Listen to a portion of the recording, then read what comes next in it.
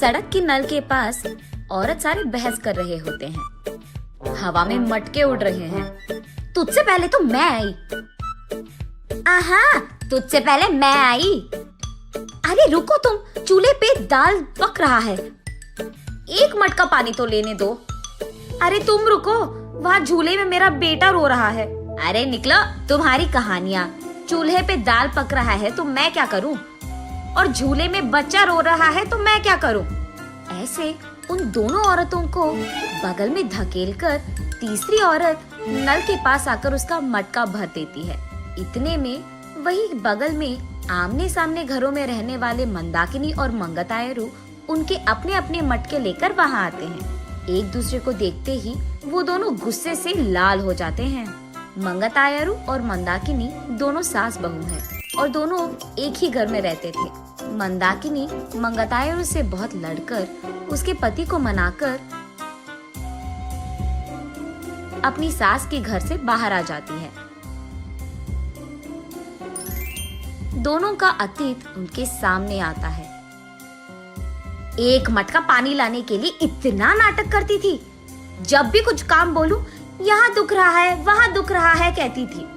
और अब देखो, मेम साहब सुबह ही उठकर मटका में पानी भरने नल के पास आ रही है। सुबह उठते ही सारे पकवान को भैंस की तरह खाती रहती है, चीजों को यहाँ से वहाँ तक नहीं लगाती है।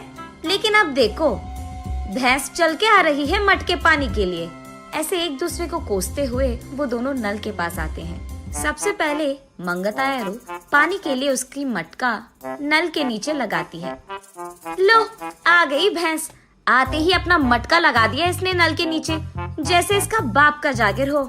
ऐसे उसका मजाक उड़ाकर मंगतायरू की मटके को एक जोर का झटका देती है। बस मटका ऊपर उड़कर नीचे गिरता है। बाप रे, कितनी घमंडी है ये। मेरे ही बेटे के पैसे खाते हुए मुझे भैंस कह रही है, और ऊपर से मेरे ही लटके को लात मारा तुमने। ऐसे कहते हुए मंदाकिनी की मटके को भी जोर का झटका देती है मंगतायरू। मैं तुम्हारे बेटे के पैसे नहीं खा रही हूँ, तुम ही मेरे पति के पैसे खा रहे हो। मेरे सारे बनाए हुए पकवान को सुबह से रात तक खाती रहती है तो भैंस की तरह ही दिखेगी ना। भैंस कहीं की मेरे ही मटके को लात मारती है। कितनी घमंडी है तू। मटके को ही नहीं, अगर मेरी सटकी ना, तेरे को भी मारूंगी, समझी? हाँ, जरूर मारेगी। इतनी घमंडी जो है। मेरे बेटे को मुझसे दूर कर दिया तूने, मेरे घर से उसको निकाल दिया तूने, और अब मेरे ही घर के सामने रह रही है।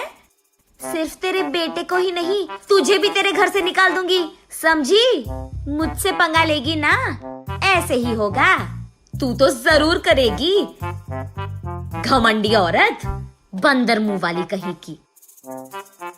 तुझे देखकर ऐसा लगता है कि भैंस को कपड़े पहनाए हैं, और तू मुझे बंदर कह रही है। भैंस कहीं की मुझे भैंस कह रही है, मुझे बंदर कह रही है। ऐसे वो दोनों एक दूसरे से लड़ते हुए एक दूसरे के बाल पकड़कर लड़ते लड़ते नल के बगल में मौजूद कीचड़ में गिर जाते हैं। ये सब दूर से देख रहे बाप बेटे दोनों एक दूसरे को देख हंस पड़ते हैं।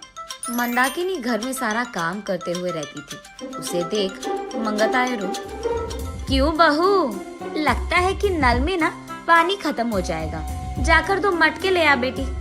ऐसे ऑर्डर देती थी मंगतायरू। मंदाकिनी के हाथों बनाए सारे पकवान खाते हुए वो हमेशा शिकायत करती थी कि इसमें नमक कम है और इसमें मिर्ची ज्यादा है, ये तो बहुत तीखा हो गया, ये तो बहुत मीठा है। उसके शिकायत सुनने के 2 दिन बाद तक मंदाकिनी रसोई घर का मुंह भी नहीं देखती थी, रूठकर अपना मुंह लटकाती थी।